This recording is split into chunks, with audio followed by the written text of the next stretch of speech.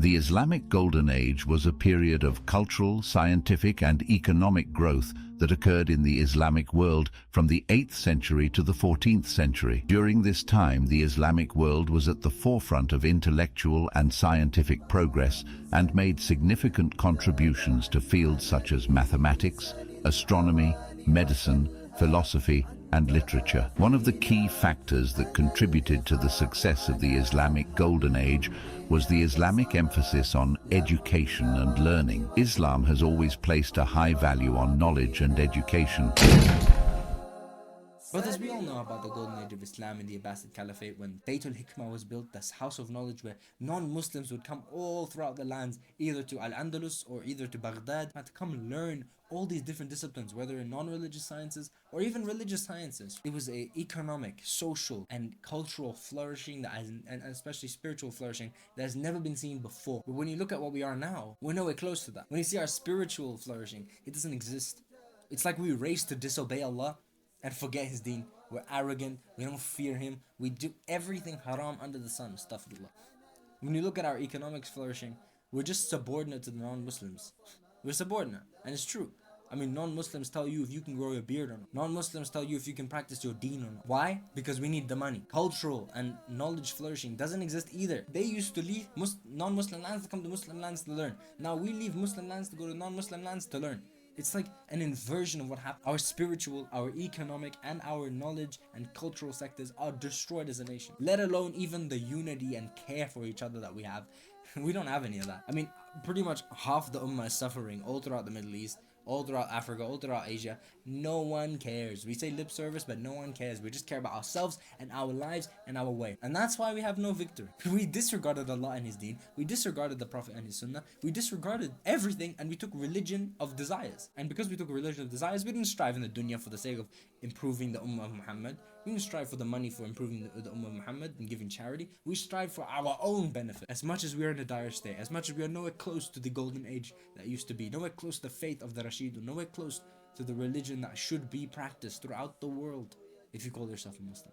May Allah make it possible for us, Ameen. But Imam Malik rahimahullah said that the last generations of the Ummah can only be reformed by that which reformed the first generation. So if the Ummah of Muhammad got serious again, like all those Muslims of old, like all the generations of old, if we got serious again in our spiritual, if we seek knowledge in the deen of Allah so that we can understand, we can gain yaqeen, we can practice it correctly. If we actually started striving in this dunya the way that we should, not to gain our own money just per se, or to gain our own Ferraris just per se, that's a nice thing, but for the bigger sake of creating change and revolution in the nation of Muhammad, of using money to invest in the nation, to give opportunities of study to the children, to learn non-religious sciences and be leading in each of our sectors so that we can take all that knowledge, take all that experience, come back to the lands of Islam, maybe even come back to your own country if that's what you want, and you put with the intention of impacting the Ummah of Muhammad sallallahu alaihi wasallam. Bi-idhnillah, if we all get serious, we will make this change again. We will have a modern golden age.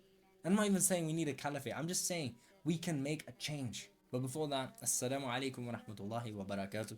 My name is Sultan. I make videos for brothers who want to progress in the deen and the dunya. And if you like this type of content and improving for the sake of Allah, subscribe inshallah, and you'll get more videos like this of Islamic self-improvement guides that are like proper 20-30 minutes. I throw everything I know to solve a problem so that we can have a contribution for the nation and so that we can be better Muslims and better men, inshallah. And if you want to join like-minded brothers like yourself, there's a Discord down below, the Sultan, join other links all down below, resources, donation links. Please go look at that, and if you want to make a difference, go donate, inshallah. I'll be very appreciated. Chapter 1 is the Atomic Habits Way. So I know that the book Atomic Habits is a self-improvement book, but the basic crux of the book is the understanding of the aggregation of marginal gains. So essentially, when you take a goal or you take a big thing and you break it up into its parts and you improve in each of those parts marginally, you just keep trying to refine it, you keep trying to improve it. Over time, the small improvements you make in the parts will culminate in an improvement in the whole. So if we take this example of the nation of Muhammad and you break it up into the people, which are the small parts, and if each of the people started improving themselves in their deen and their dunya with the principles that gain spiritual and worldly success for all these three caliphates, then we would have the same outcome, right? Because if we smallly improve with the same principles, we would make a change in the nation. And that's what we're trying to do with this guy, right? That's the whole point. We're trying to make an improvement in ourselves. So I want you to take charge of your change. You can make a change. Just one person can make a change. I mean, Muhammad sallallahu alaihi wasallam was one man. You just have to believe in yourself and trust Allah and try your best, and we can make a change together. And we know the quote from the Quran about how Allah will only change the condition of a nation if they change what is within themselves. So what we have to do is take our part. We have to strive. We have to try to gain the Nasrullah. And once we have the Nasrullah again, anything is possible. The second point is the polymath, right? We want to become modern polymaths. One of the biggest hallmarks of the Islamic Golden Age was the polymath. So even before the Renaissance, many people in the Islamic Golden Age who made different discoveries, whether in astronomy, maybe inventions, maybe in doctoring and medical fields, they used to study different codes. And you would see the same person make different discoveries. Let's say, for example, people who would make discoveries in math and in the medical field, but they'll be the same person, meaning they studied both and excelled at both. And that's what I want us to do. We should excel and we should master different codes and disciplines, whether it be religious or non-religious sciences. I don't mind. I actually think you should do all three, right? For example, Ibn Khaldun, he got an Islamic education, then he learned math and falsafa, and I don't recommend falsafa, but math, falsafa, and politics, and then he learned history, and from history, he created one of the most popular books on history, and Al-Muqaddimah, right? Al-Muqaddimah is still a book that is used today. Kitab al-Ibar is also a book that we use today, right? These are things that he made after doing all of that. Having Islamic education, as well as politics, as well as math, as well as history. This is what we can do. You don't need accreditation. Just don't waste your time anymore. Instead of those 2 hours you spend watching TikTok, you could completely learn an entirely new subject. And I think school stole this from us. School made us study all these different subjects, but you didn't even like them because you had stuff that you liked and stuff you didn't like. And you also don't like tests. So don't worry, you don't have any tests now. But use the extra time that you have. You've already done, let's say, one thing. Maybe you have a specific job path you want to do, and you're studying in Islamic knowledge. You also have another thing you can do. Maybe you like geography, maybe you like history, maybe like something else. Go and excel in that and use that for the sake of improving the Ummah of Muhammad sallallahu alaihi wasallam, like these people in the Golden Age used to do.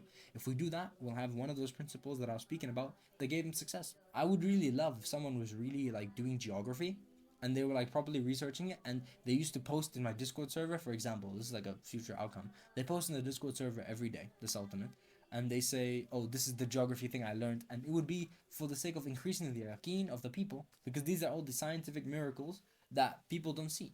For example, posting about the beauty of nature and how it's impossible for there not to be a creator, right? And really analyzing it and understanding it with the intention of trying to help people with this information. Or even history, for example, Odd from the YouTube channel Odd, Hudayfa, he basically came to our call and he was giving us a wonderful historical explanation of the fall of the caliphate, right? And that was wonderful. That increased our knowledge and with the purpose of trying to help us with our deen. These are things we can do because you study different things. Instead of spending our time on TikTok, we can start spending our time excelling at a second thing and we'll be ahead of the non-Muslims, right? That's what we want. We're thinking about the next generation. We're thinking about the next, or even better, if you want to learn things like computer science or like AI, all these things, just make sure it's not haram. I don't know which ones are and which ones aren't. But go and learn that for the sake of trying to improve and assist the nation of Muhammad. And you don't need accreditation, you don't know these things. There's so many free information to learn. And that's what I want you to do. Master various codes and excel at various codes. Bi-idhnillah. Chapter 2 is the religious sciences. So this is the first principle that we have to apply. I think the biggest problem with the nation of Muhammad is knowledge, yaqeen, and discipline. We need to fix these three things because this is why we do haram. See, these days we live in a deen of desire. We don't have a deen of Islam, and the deen of Islam is the thing that wins. The deen of Islam, the way that it was practiced back in the day with the Prophet, peace be upon him, is the deen that gains Nasr of Allah, right? That's how they wanted Badr, that's how they wanted the Khandaq, right? We need to do the same thing. We need to embrace the true religion, have true knowledge and yaqeen and faith, and that's how we gain victory. Point number 1 is to create devout worship, to create yaqeen and to create discipline. So I have different videos that will address these topics because they're really big. But number 1 is the balancing deen and dunya video. This will address the topic and the understanding that we should change the status quo of worship. We should not believe that 5 times a day is enough. We shouldn't believe that the fard is enough. We have to continually challenge ourselves in terms of how much worship we can do, and challenge ourselves in how well we can do it, with how much khushu we make salah, with how much better our tajweed is, with how much really perfecting and working with ihsan towards our worship. That's what I'm talking about, and that's a video that I'll put right here, balancing deen and dunya. I'll speak about these topics in the sense that how we level up in different levels in different parts of our ibadah. Next in terms of increasing our worship is also destroying haram. Jihad is a really important thing in terms of jihadul nafs, to destroy the haram in our lives. We really have to. And it is a process, it's difficult, it's stuck, there's fitna. But we can change it if we try. So I made this video about destroying haram habits. It's also a full guide, and that will help you in destroying whatever habits that are really plaguing your life and bringing you further away from Allah. One thing that helped me with my worship and like trying to up it up is to make goals for it. Like, what do I want my worship to look like at the end of 2025? What do I want to be like in that sense in terms of my spirituality? Looking at it like that also helped me kind of increase the bar of worship, which is the point of increasing status quo. So these 3 videos that I'll link up here and in the description, these are going to be the things that are going to help you create devout worship by removing what's bad, increasing what's good, and having a goal for what you want to do in terms of your religion. And also, some extra point is following the Salaf, right? Go and learn about the Salaf. Go and really see. Deen is not praying 5 times Salah. Deen is watching Abu Bakr and Umar compete with Abu Bakr on how much money he's going to spend in the path of Allah. There's a hadith, and I think I'll put it in the photo here, but along the lines of how Umar tried to give half his wealth to Muhammad sallallahu alaihi wasallam because he asked for donations, and Abu Bakr gave all of the money. And then Umar basically said, I will never compete with him. They competed in deen. This is religion, right? This is the examples that we should take. It changes the way your mindset works towards religion. So go and learn about the Salaf. Go and read the stories of the Sahaba, because it changes the way you think. This is the one principle that the Rashidun Khilafat had: devout worship and iman. Point number 2 is knowledge of the deen. So this is also another principle other than devout worship that got all the caliphates where they were in terms of success, right? I think the modern Ummah of Muhammad has a really bad knowledge level, like baseline, right? In terms of average aggregate, we seriously have to work on our religious knowledge personally so that we can improve our worship and we can get more yaqeen. As Ibn al-Qayyim says, like, pondering over the Quran and reading the Quran is how you gain more yaqeen. And the Messenger of God also says that anyone who pursues a path in search of knowledge, Allah will make easy for him a path to paradise. We gotta seek knowledge. We really do. In terms of a protocol that I'm following, right? Number 1, Zad Academy, right? It's a 2-year course for free in terms of giving you baseline Islamic knowledge that anyone should take. Because I think in the olden days, you would have a Quranic education or you'd have an Islamic education alongside secular education. But especially us Muslims in the West, we don't have this, right? So I recommend doing Zad Academy. It is free completely. I don't know if the seats are done, but if not, you can search free Islamic studies courses on Google, and I'm sure something else will come out. In my way of how I'm trying to seek knowledge, it's that. Number 1, that's my big focus. Number 2, it's attending classes for more complex books, right? Instead of reading Kitab al-Tawheed, I would rather attend free YouTube classes, which you can search. I'll put this links in the description to different channels that are good. And I think it is harder to go about reading these very difficult books in the beginning. At least for me, it was very difficult. So doing the dars helps me get like proper knowledge from actual scholars as to how I should understand this book. And in terms of easier books, like let's say the stories of the Sahaba, the Seerah, and the stories of the prophets, right? These are the books that I'm reading in terms of see these traits of Islam in these people, right? So I can still get that knowledge, but it's not like specifically explained to me how Aqidah works, because I think me reading Aqidah, I don't want to be misguided. So I would rather, and I recommend, you go to free darses online and then take time after Zad Academy. Then I'm going to start reading these books myself, right? But I don't want to go in with no knowledge. And also learning Arabic in terms of the translation, as well as like practicing to read again. It's really important. The Arabic language is the doorway to knowledge in Islam, right? So we need to understand it. And that's what I really want to do. I want to do that as well. So that's my 4th part of my program. Zad Academy, darses, easy books, and Arabic. In terms of tips to study, I recommend putting in your schedule. You can see here, I probably have a study thing over there. Study at 9 o'clock, at 9 o'clock. So put it in your schedule. Set a specific time for you to study these things and actually study it. Like make notes and put it in an archive of information. So you can take that archive and put little even I think I'm gonna start doing that. Like I'll take stuff from my archive and start posting on my Discord so that I can at least share knowledge with the brothers, impact the Ummah of Muhammad sallallahu alaihi wasallam. So you can use my Discord, you can use whatever you want, but share this information that you learn. Just a cautionary note, like I know lots of people, even me included, when you start seeking knowledge, you try and understand the religion of God better. A lot of people will start getting maybe a bit arrogant or a bit hitting over their pay grade or like talking about things that uncharted territory. Laymen should not talk about religion. Just relay what you learned. For example, if you want to relay a hadith or you want to relay a lesson that a sheikh taught you in the Discord, sure, but don't start saying like he's a kafir, and this guy's a Muslim, and this guy, like, you don't have authority over that. I don't want to see that in my Discord, and I don't want you to say that in your own life.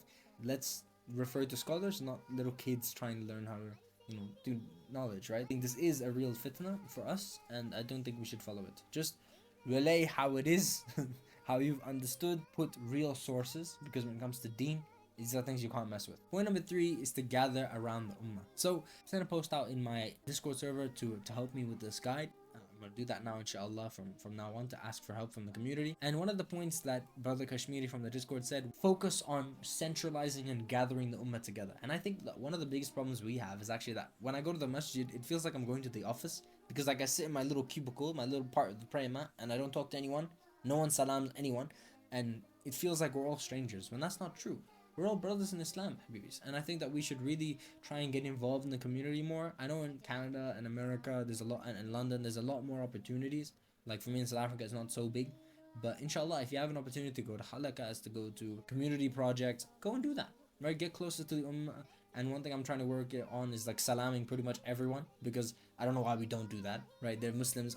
If you don't want to get involved physically, you can get involved in the Discord. Go and talk to your brothers in the Discords. There's lots of Islamic Discords now, and especially you got mine, right? You can go there as well. But get involved with the Muslim brothers. Get involved with Ummah. Get closer to them. We can trust each other. We can lean on each other, and we'll create the sense of nation building that we don't have right now. And I think that's something that if we want a modern golden age, we have to actually act like a nation instead of act like random people in a cubicle during salah. We don't trust Allah enough to just say, look, if this guy wants to, like, people always, at least my family's like, oh, don't talk to anyone, you don't know who they are. I trust Allah. If they're gonna put me over, it was decreed. So just go for it. Of course, exercise caution, but be extra nice and be open, because I think it's something that we don't do in us. Right, next thing is the non-religious sciences. So I think one of the biggest things that's also a problem with the world is that we actually live in a world full of information, but we're all obsessed with entertainment. We have a world full of entertainment, full of information. And back in the day, information was something that was super valuable. Like non-Muslims, like I said, would go from Rome, from Byzantium, all the way to Baghdad or in Qurtuba in Al-Andalus, and they would go and learn. Information is extremely valuable, even especially in the non-religious sciences,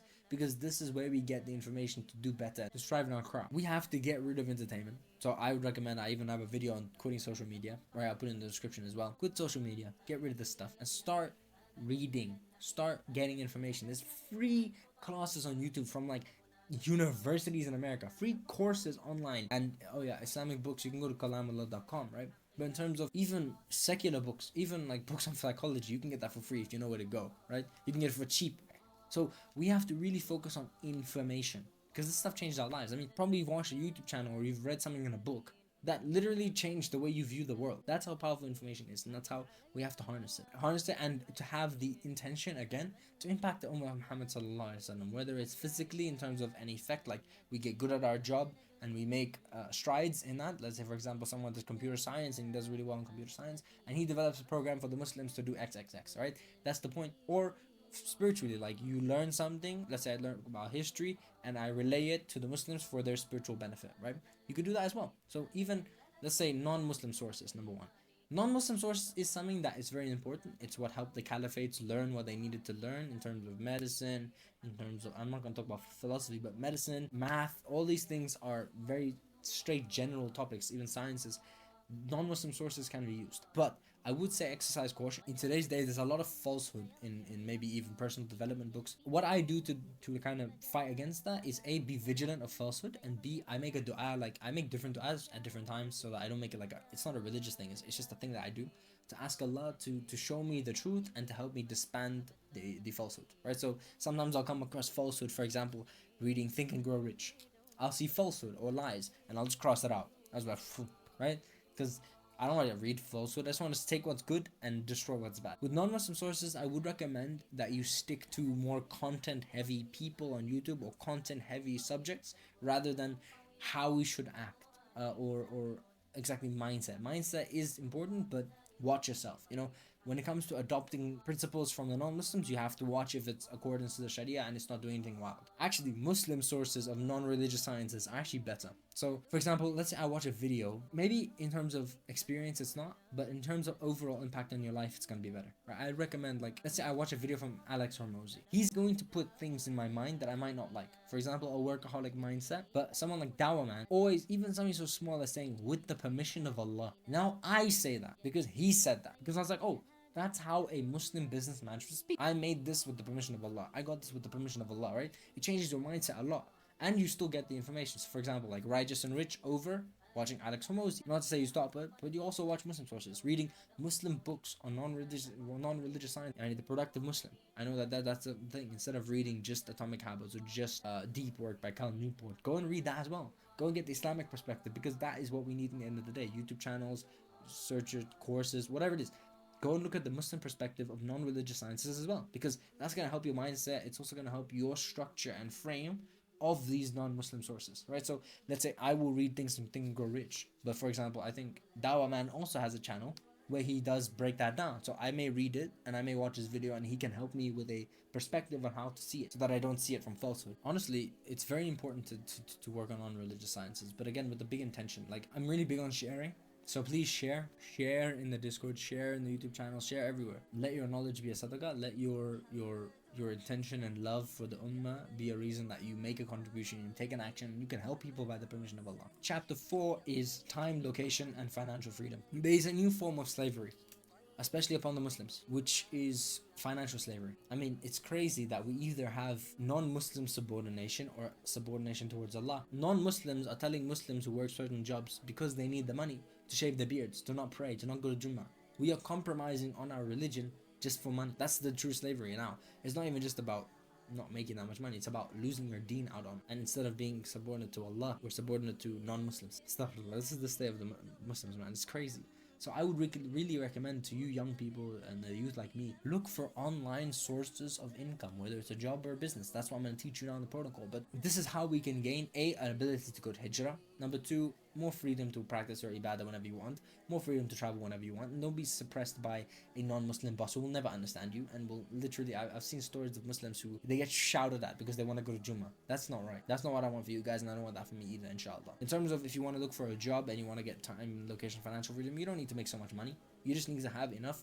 Let's say, for example, you can even go to Malaysia and you can make $2,000 a month. You live like a king. You live fine. $2,000-$3,000 a month. You live like a king. You really don't need that much money to live in a Muslim nation. Still have the freedom and the time and location to do whatever ibadah you want and invest in your seeking knowledge. Right? Get a high income skill. Preferably, if you want to get a job. I saw in my Discord people talking about computer science, all these things. That's for the future, right? And even in terms of like serving the Ummah of Muhammad, you can be really good at this stuff and then do stuff for the Ummah, right? Or you can be really good at this stuff and you can then come to Muslim countries and you can work for companies in Muslim countries and you can make a difference. Go and learn this high income skill. It's better for you if you learn like computer science, programming, things like this. There are some parts of it that are haram. You have to look at the fatwa. I'm not here to give you fatwa, but go and look at these. Even if you want to do accounting, there are online accounting jobs. Any field that you have, there's some type of online job that it will afford. Go look for that and look at a position that you can get, and whatever you want or whatever you're interested in, get that. But if you don't care, go computer science. So number 2, learn and practice. This is what I did for 3 years for my business, but you got to do it for the job. Learn the skill and practice. Businesses 1 is an effective worker. You need to know what you're doing very well. That will give you a competitive advantage against other people. And online work, you also have to be disciplined. So this will also cultivate your discipline because you're working for yourself, right? And bidnillah, you'll be able to learn and get a really good understanding of this thing in high school. Then you go to university, the best university you can, right? Qualifications do need that. So if you can, try your best. Insha'Allah, you'll have an ability to go to the best universities that you can. And this is why I'm saying I want the money back in the Muslims' hands, because imagine how we're going to invest in non-riba investments, right? People take loans because they don't have money, you know? And that's why I want to invest. The intention is to make money to invest in the Ummah. The same way that they invested in Bayt al-Hikmah, right? That's what we want. So look, we don't have it right now, but at the end of the day, find a way, inshallah, and pray to go to the best university and do a part-time job.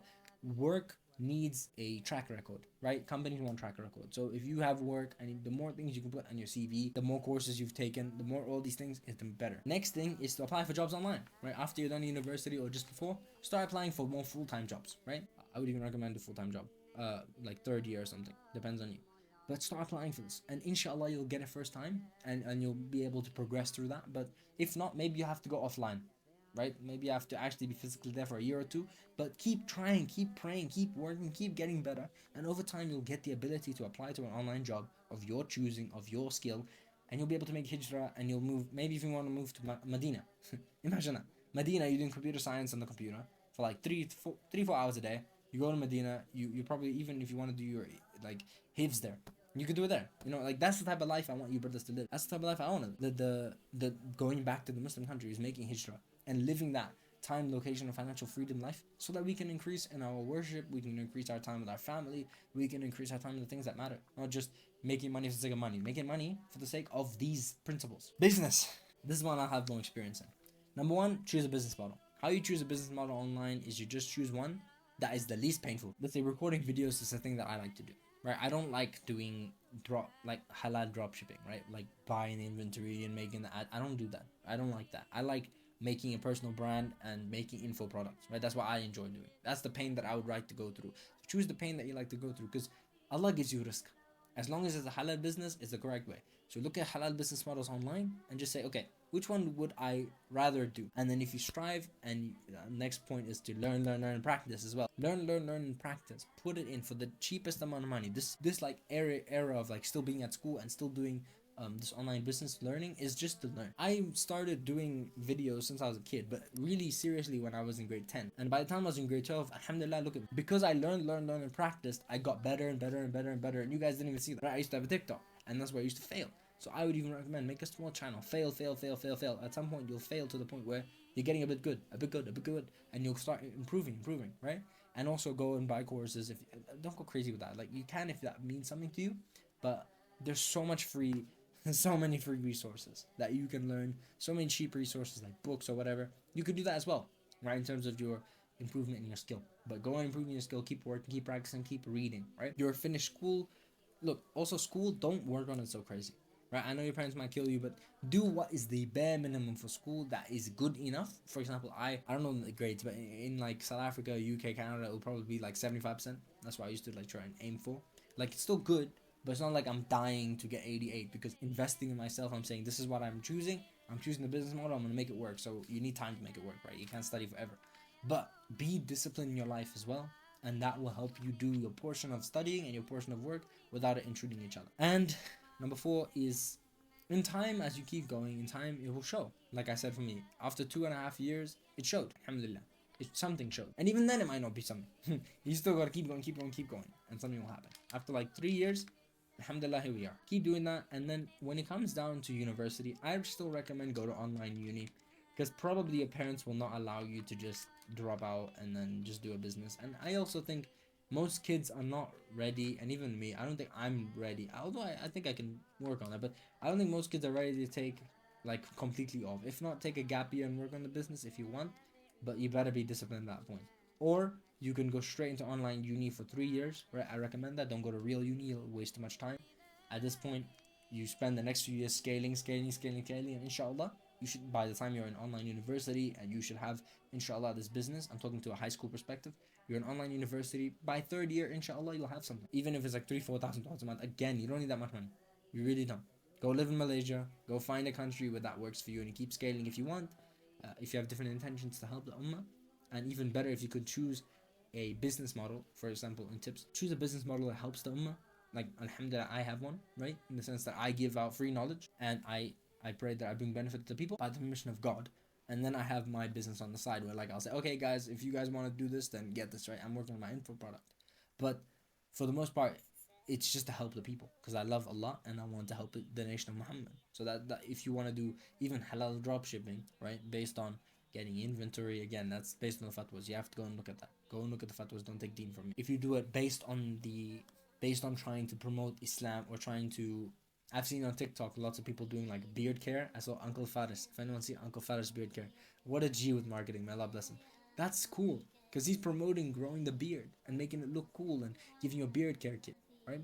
That is something that is really good, right? And I recommend that. That would be 10 out of 10, 10 out of 10, 10 out of 10 ROI, right? Just in every case, your money, your actions, and your work is straight, and your knowledge is straight up just helping the ummah, inshallah. And this is how we're going to contribute to the golden age. In terms of tips for online businesses and jobs, I would recommend, give up on the dunya as a teenager. Like, don't go, like, I'm not saying don't do anything with your life, but I'm saying, like, don't be in normal drama. And I think most of you aren't already, but like, give it up. You are never going to be a part of them. And I'm telling you, me coming out of high school, all the work and all the sacrifice and all the getting rid of the dunya and getting closer to Allah was totally worth it. Because now that high school's over, people are unemployed, including me.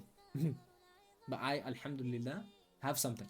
Most people don't have something because they didn't work. They were wasting their time. But we can't be like that. We have to be different. This next generation of the Ummah, this is what I'm talking about. We can be the golden generation again if we just keep focusing on what we need to focus on, and our intention is to please Allah, and our intention is to increase the status of the Ummah of Muhammad. You'll make hijrah and scale, and yeah, that is all the 3 principles of how we can ourselves strive to become the golden generation. And by becoming the golden generation, we become the golden age again as a nation, right?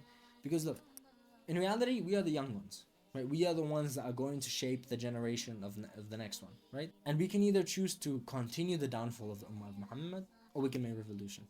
And like Imam Malik said, we can only do that with what the principles, especially of deen, that's what he's talking about, that helped the original generations. So if we become devout worshippers, if we actually start seeking religious knowledge, we take non-religious knowledge, we share that knowledge and use it for the sake of trying to expand and revolutionize the nation of Muhammad, just like they did in the Golden Age. If we also start taking control of our money and finances and get like away from this Islamic like slavery that is put upon us, and we start actually going back to the Muslim lands, we invest in the Muslim lands, we pay taxes in Muslim lands. I'm not even saying like a caliphate, just centralizing the Muslims again, and also giving them time, location freedom, and money. In reality, dunya, money talks, man. Money talks in this dunya. By the permission of Allah, that's what talks. So whether you're in Oman or whether you're in the USA, let's just say you can have influence, okay? So I think Dawah Man, if you want, he spoke about this more. Take your religion seriously, learn your religion, learn non-religious knowledge, and scale your knowledge and share it with the Ummah. Try and make those discoveries and excel in all these different topics, whether religious, non-religious, and your actual profession. We can only make a change in ourselves. We can only strive in ourselves, and I can't control how you strive, and I can only control what I strive in.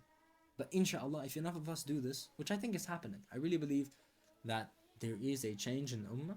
I really believe that something is changing. And if we follow these principles, we can get there, bi'idhnillah. Subscribe inshallah if you enjoyed. There's all links in the description, links there, extra resources, donations, the Discord. Check that out inshallah. And wa alaikum salam wa rahmatullahi wa barakatuh.